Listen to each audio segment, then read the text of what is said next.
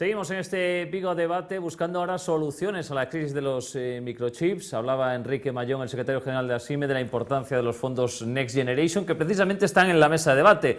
La semana pasada hubo la feria Mindtech y allí, por ejemplo, el presidente de la Xunta decía, Alberto Núñez Feijóo, que los fondos no sean solo para las fábricas de baterías, que es algo que se está mucho hablando. Por ejemplo, hoy mismo Zona Franca pues, organiza una primera reunión para hablar del PERTE, del vehículo eléctrico y conectado. Siempre aquí hay disputa, unos dirán mis proyectos son los buenos, otros pues yo doy el dinero a los que considero que son mejores y no son los que me decía la administración autonómica. Sé que es un tema importante y que puede marcar el futuro de la industria, no solo la automoción sino en muchos ámbitos, y os quiero preguntar pues ¿dónde creéis vosotros que tiene que estar la prioridad? ¿Qué proyectos son los que se deberían llevar el dinero para intentar dar un impulso a nuestra industria, sobre todo aquí en la comarca de Vigo? Venga, Enrique, empezamos contigo. Bueno, como bien decías, estamos todavía iniciando y desgranando lo que van a ser esos proyectos europeos, básicamente los Next Generation EU, ¿no? Hoy tenemos una reunión sobre el PERTE del vehículo eléctrico y nosotros creemos que en el mundo de la automoción, la metalmecánica y el transporte deben realmente aprobarse pues, distintos proyectos que sean estratégicos. Para nosotros, estratégicos son aquellos que sobre todo crean empleo y que también se adentran en los vectores que creemos nosotros de mayor crecimiento para las próximas décadas, ¿no?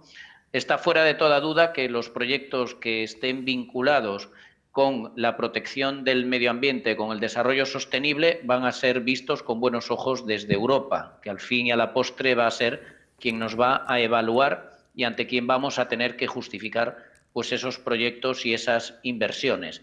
Nosotros creemos y sabemos que queda muchísima letra pequeña de los proyectos. Hablamos de PERTES, que solo hay uno básicamente iniciado ahora, que es el del vehículo eléctrico. Probablemente se articulen otros. Creemos que, como han dicho pues, los distintos representantes institucionales, no va a haber problema de fondos va a haber, pero sí hay una reflexión que desde la industria gallega queremos hacer, ¿no? Que son los porcentajes de apoyo, ¿no? Los porcentajes de apoyo, algunos teníamos la ilusión de que tuviesen pues, un número pues, alto, en torno pues, al 40, al 50 o incluso al 70% de apoyo público para las actividades que realmente creamos que son estratégicas para el territorio. Ahora realmente somos ahí más pesimistas y creemos que los porcentajes van a enfocarse mayoritariamente hacia algo muy similar a lo que ya teníamos, ¿no? Hacia ese 20-30% relativamente habitual en ayudas públicas, ¿no? Eso no lo vamos a saber hasta los próximos meses, cuando se vayan publicando las distintas órdenes, ¿no? Nosotros creemos que debemos estar bien coordinadas todas las instituciones, los sectores, las empresas y las pymes, porque se habla mucho de las pymes, pero veremos si realmente las pymes son destinatarias de estas ayudas. Yo creo que las grandes empresas tienen buenos departamentos para captación de proyectos, las pymes se apoyan más muchas veces en organizaciones, por ejemplo, pues empresariales o de otro tipo, consultorías, pero creemos que esos proyectos y esas ayudas deben ser permeables a la pequeña y mediana empresa, ¿no? Y realmente creo que todos debemos ser muy autoexigentes con lo que presentemos.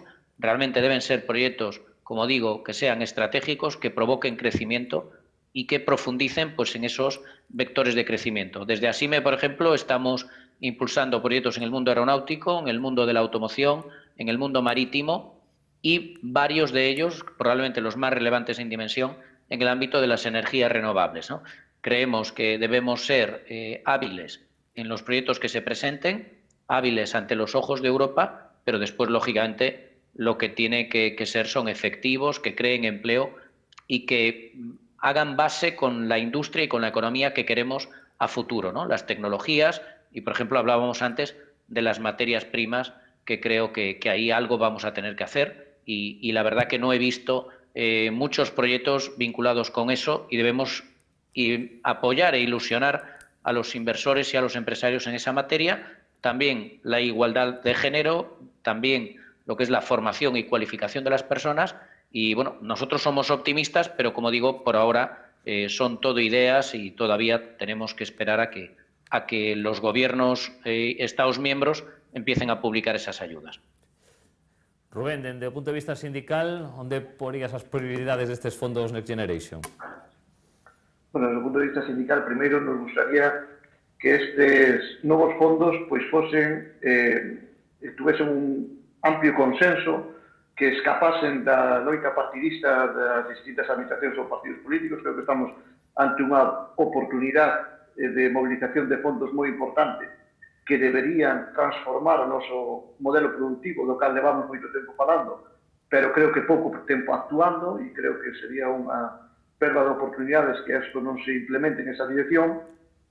Como decía Enrique, proxectos que permitan esa transformación, que xeren valor añadido e, por lo tanto, que xeren empleo, pero sobre todo que poidan xerar empleo de calidade, que é o que perseguimos desde os agentes sociais e desde os sindicatos, que, pois, bueno, pois que esas actividades que pois probablemente teñan un maior valor engadido e, por lo tanto, un maior marxe que permita incluso mellorar as condicións de vida e económicas das traballadoras e dos traballadores debe ser un apartado importante, e tamén nos gustaría que esos proxectos foran compartidos coa representación sindical, porque se realmente fosen proxectos transformadores, que é o que nós realmente exiximos e desexamos que así sean, pois moi probablemente teñan que ser acompañados de modos distintos probablemente de actuar na economía e na produción dos bens do futuro,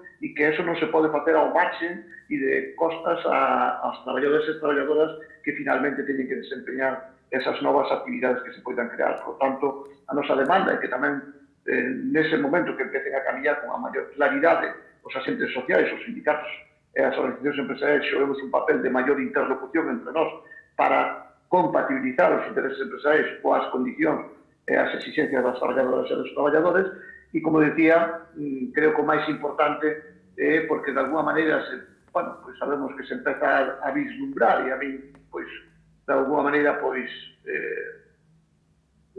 me disgusta, porque creo que non é unha oportunidade, non é un momento para que eso sexa así, de que se poida volver a producir, de alguma maneira, defectos do pasado que, por non haber unha maior coordinación entre administracións e entre a parte política que ten que xestionar estes novos fondos, pois poidamos perder oportunidades e non facer os deberes como deberíamos.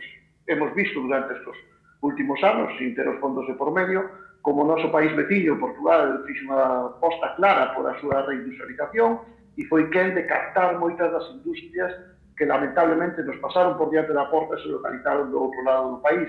E iso non é achacable aos costes salariales, ni moito menos, hai outras variables que están aí, e, por lo tanto, creo que temos un espello relativamente cerca do cal podemos aprender algunhas das cousas que nos fixeron ben e poidamos atraer a nosa comarca, que estamos falando agora para os telespectadores de Vigo e a comarca de Vigo, pero senón tamén para o conxunto de Galicia, poder volver a localizar e a traer esas novas industrias que se van a instalar no futuro e que nos permitan, pois, de alguma maneira, recuperar emprego e emprego de calidade, que é o que perseguimos desde a UGT, desde o conxunto dos sociais.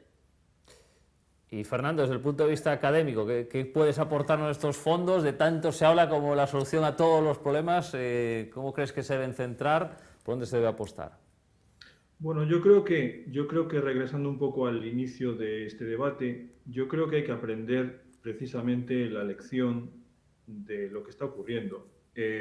Yo creo que uno de los problemas que nosotros vivimos con esta crisis de los chips es que evidentemente estamos en una región periférica, pero es que en este caso Europa es periférica en la toma de decisiones sobre la fabricación, ¿no? Entonces, está claro que las soluciones no pasan por decir yo de repente me voy a convertir en un referente internacional en la fabricación de circuitos integrados. Eso no va a pasar, pero lo que yo creo que tiene que ocurrir es que esos fondos también se dediquen a la generación de conocimiento. Tenemos además la suerte, yo creo, de tener en nuestra comarca centros tecnológicos muy capacitados para llevar a cabo proyectos de I+D, que además tienen al final un traslado a la industria. Yo siempre he dicho que para que algo de verdad tenga una proyección internacional hace falta, por un lado, capacidad de ejecutar y por otro lado capacidad de crear. Yo creo que eso en ciertos sectores, y Enrique muy bien los ha plasmado, ¿no? Se está dando en nuestra comarca y creo que tenemos que aprovechar esa oportunidad. Por supuesto, por encima de partidismos, que los habrá, pero creo que es necesario que, bueno, tengamos altura de miras y que seamos capaces de entender que esta es una nueva oportunidad. Ha habido otras oportunidades, ha habido muchos fondos FEDER para I+D, por ejemplo, que vamos a decir que no siempre se han aprovechado bien, hay que decirlo así. Hay que ser conscientes de nuestras limitaciones. Enrique también decía cuáles son las limitaciones de las pymes en muchas ocasiones. Hace falta acompañar a las pymes. Las pymes por sí solas tienen muy poca capacidad de hacer I+D, pero no por eso son menos interesantes para la I+D, por ejemplo, ¿no? Hace falta vehículos para que la I+D llegue a las pymes. Y por otro lado, hace falta que las empresas grandes tengan esa altura de miras para decir, bueno, pues vamos a aprovechar estos fondos para dar saltos más allá. Yo creo que hace falta conjugar esas dos cosas, el conocimiento y la capacidad de ejecución, para que de verdad estos fondos sean bien empleados. Dicho eso, bueno, yo soy un tanto escéptico, pues porque ya llevo muchos años en esto y he visto pasar fondos en más de una ocasión que no han sido del todo bien empleados, ¿no? Me preocuparía, por ejemplo, que tengamos una vez más predilección por el ladrillo en vez de por el cerebro, ¿no? Bueno, el ladrillo está muy bien, es necesario, pero también es necesario invertir en conocimiento. Rubén lo decía muy bien también, Portugal nos ha adelantado completamente en algunos aspectos, pero también tengo que decir que nos ha adelantado en el aspecto de la I+D. Portugal en investigación, y no hace mucho en la Academia Gallega hemos sacado un estudio, Portugal nos ha adelantado en términos de investigación. El norte de Portugal produce más y mejor en términos de investigación que las universidades gallegas. Eso nos debería hacer a todos reflexionar de qué es lo que está ocurriendo, ¿no? ¿Por qué estamos fallando en las universidades gallegas en términos comparativos con Portugal, que viene desde más atrás? Pero bueno, uno ve, por ejemplo, las tablas de crecimiento de la Universidad de Oporto, sin ir más lejos, y ve que nosotros, mientras estamos estancados en las 3 universidades gallegas, Oporto ha crecido muchísimo en términos de producción científica. Deberíamos reflexionar sobre qué está pasando y deberíamos tratar de corregirlo, porque ese conocimiento al final es el que nos puede sacar del minifundismo intelectual en el que a veces nos movemos. Nos tiene que dejar Enrique un poquito antes de terminar el debate, así que le voy a hacer una breve pregunta y ya le saludamos para despedirlo. Enrique, el tema de cómo crees que se están portando los empresarios en esta situación, sobre todo el tema Stellantis, la industria auxiliar, ¿crees que están acertando un poco los métodos que están optando para que afecte lo menos posible esta crisis a los trabajadores? Bueno, realmente en la crisis de los microchips, ¿no? Incluso de algunas materias primas, pero especialmente microchips, creemos que se ha fortalecido sobre todo el diálogo entre la representación de los trabajadores y la dirección de la empresa. Creemos que, sin entrar en empresas en concreto, de manera global, hay un buen entendimiento que viene a reforzar el que ha sucedido durante toda la crisis del COVID-19, que ha sido muy fuerte y muy dura, como todos sabemos, y creo que ahí hay que romper una lanza a favor de nuestra sociedad, ¿no? De esa sociedad en donde los representantes empresariales y sindicales se entienden, dialogan y además asumen que hay causas que son de fuerza mayor, que nos superan y que ahí es en donde debe haber más unidad, ¿no? Yo creo que en el tema de los microchips todos lo podemos hacer mejor, pero hay un hecho que, como digo, nos supera y además con mucho, que es la escasez de estos productos, de estos materiales fundamentales, y yo creo que debemos seguir en esa línea de entendimiento, de diálogo, que las grandes instituciones, empezando por la Unión Europea, puedan planificar cómo vamos a poder recuperarnos de esta crisis y cuándo vamos a salir de manera más o menos estable y de una manera sólida, y mientras aquí, pues a nivel nacional, a nivel local, lo que debemos es hablar mucho, dialogar, planificar lo mejor posible y, ya digo, y asumir que esto es un problema grave para todos, que íbamos para cifras de récords en el mundo de la automoción y que no va a poder ser por este inconveniente tremendo, y yo creo que debemos continuar en la misma línea, ser creativos, ser constructivos, y mientras a ver si conseguimos esos inversores y empresarios que puedan apostar por la producción de estos bienes esenciales, y las instituciones pues también favorecer y promover que esto suceda. Por lo tanto, yo creo que hay muy buen entendimiento y que además, sinceramente, creo que es lo que toca. Enrique Mayón, secretario general de ASIME, gracias por estar con nosotros en este debate. Gracias a vosotros, muy productivo, gracias. Y aún nos quedan unos 5 minutillos que vamos a aprovechar tamén para seguir hablando con nuestros dos invitados. Rubén, compartes, aunque non lo escoitará agora Enrique, pero pode ver despois no noso programa, nas redifusións ou en YouTube.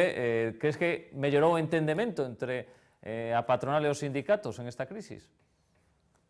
Bueno, eu creo que de forma xeral, sí, hemos visto no diálogo social a nivel do Estado, onde nos momentos máis duros da crisis pandémica, pois fomos quen, e parecía que éramos os únicos que éramos capaces de chegar a entendementos, patronal, sindicatos, goberno, con numerosos acordos, como dos ERTES, importante para soster o emprego na parte máis dura da crisis, e, polo tanto, creo que fomos un exemplo de entendemento. É difícil, moitas veces, de explicar a cada unha dos nosos representados por que se toman as decisións, pero estamos nun momento tremendamente complexo. É difícil de gestionar unha situación da crisis dos microchips, porque tamén hai unha xestión moi día a día de como se toman as decisións para repartir os poucos componentes que hai en cada un dos grupos automobilísticos a nivel central, e iso moitas veces, pois, evidentemente, provoca distorsións na propia conciliación da vida laboral e familiar dos traballadores e traballadoras do sector. Evidentemente hai campo de mellora e debemos aportar, e nós o que sí votamos de menos, e o tratamos de decir ao principio, pois de alguma maneira é a implicación da administración, neste caso na galega, pero tamén na do Estado. Non se trata de deixar a ninguén fora, ante esta problemática que estamos vendo e que se vai a soster no tempo, como somos capaces de articular novas fórmulas, porque hasta ahora os agentes sociais, empresarios e sindicatos nos hemos posto de acordo coas ferramentas tamén que temos na nosa man. E creo que as hemos explorado todas para poder sostener isto. Pero é necesario, desde o noso punto de vista, e así o hemos feito saber ao conselleiro e vicepresidente económico, o señor Conde, a necesidade de que a administración galega, que ten competencias plenas en materia industrial na nosa comunidade autónoma e que as debe de exercer en toda a súa amplitude, debemos buscar novos ferramentas que, como decía, nos permitan que a receta de esta falta de abastecemento, neste caso de microchips, sea a mesma e acabemos pois expulsando aos traballadores de alguma maneira ao desemprego e, polo tanto, a unha situación pois de maior vulnerabilidade. Creemos que a Administración debe adoptar fondos extraordinarios compartidos coas empresas para aproveitar, como decíamos, estábamos dicindo desde un principio, tamén desde o punto de vista industrial, tamén desde o punto de vista da formación e da recualificación dos traballadores para as novas tecnoloxías que inevitablemente van a nos hacer no futuro. Estou de acordo co que decía o profesor, é necesario profundizar na inversión no coñecemento e logo ese coñecemento habrá que trasladalo a toda a cadena de valor e a todos os elementos que influen en ese novo modelo, ¿no? Evidentemente, como él ben decía, é necesario invertir en esas novas dinámicas de investigación e coñecemento, non demonizando a ningún dos sectores, antes o decía, o turismo é importante, a construcción tamén xoga un papel fundamental, pero evidentemente non deberían e non deben de volver a ser os pilares onde se sustente a economía do noso país e da nosa comarca en concreto, non? A pesar de que evidentemente sabemos que como a construcción xoga un papel importante desde o punto de vista da xeración dun volumen importante de empleo e, por lo tanto, non é nada despreciable para poder que a capacidade de empleabilidade da nosa comarca sea importante, pero non debería de ser o piar donde, de alguma maneira, construyamos a nova casa na que queremos vivir desde o punto de vista do novo modelo productivo que deberían de traer esos novos fondos Next Generation. Y Fernando, que alguien que nos está viendo me ha hecho una pregunta, que a ver si nos lo sabe responder, es si tiene algo que ver en esto la crisis de los microchips, el Bitcoin, las criptomonedas, si hay una relación. Bueno, hasta donde yo soy capaz de imaginarme, no. No. No debería haber ninguna relación entre una cosa y otra. A ver, la gente que se dedica a lo que se llama minar bitcoins, pues necesita tener máquinas ahí, corriendo un programa para extraer las monedas, las criptomonedas. Y, hombre, puede ser que eso haga que aumente la demanda, ¿no? Probablemente en algún país, ahora mismo se está minando mucho, por ejemplo, desde China, pues en algún país probablemente ha crecido la demanda de circuitos, de ordenadores en realidad, o de procesadores para extraer bitcoins, pero vamos, yo creo que en todo caso no debería ser muy significativo. Más allá de eso, quiero decir, no tanto, el efecto puede ser no tanto por el lado de que alguien esté especulando con los bitcoins o algo así, que yo creo que nadie se imagine nada de eso.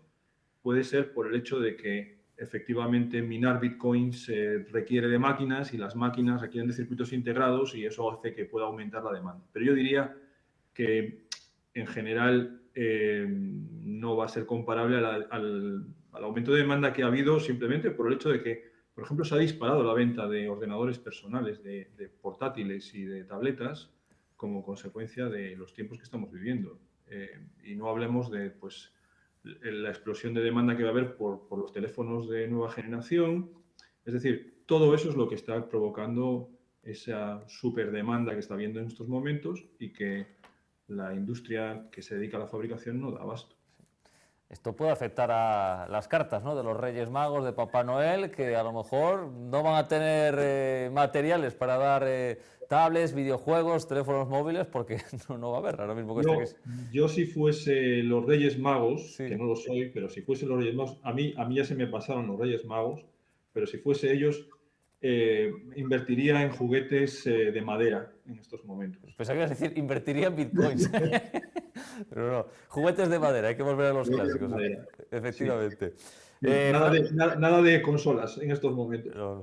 Fernando Pérez, catedrático del Departamento de Teoría Señal y Comunicaciones de la Universidad de Vigo, muchísimas gracias por estar con nosotros y también, como no, agradecer a Rubén Pérez, el secretario general de Industria de UGT en Vigo, la presencia de ambos hoy aquí, vuestras aportaciones que creo que han sido realmente interesantes y esta mesa de debate creo que la podemos repetir más adelante, a lo mejor en ese segundo trimestre de 2022, cuando se habla de que pueda haber la salida, la luz al final del túnel de esta crisis de los microchips, para ver si es verdad o no. Muchísimas gracias a los dos por estar aquí, todo un placer. Gracias. Y hasta aquí este Vigo Debate. La semana que viene más. Ya ven que ha sido un tema muy interesante. A ver si logramos igualarlo dentro de 7 días. Un saludo para todos. Gracias.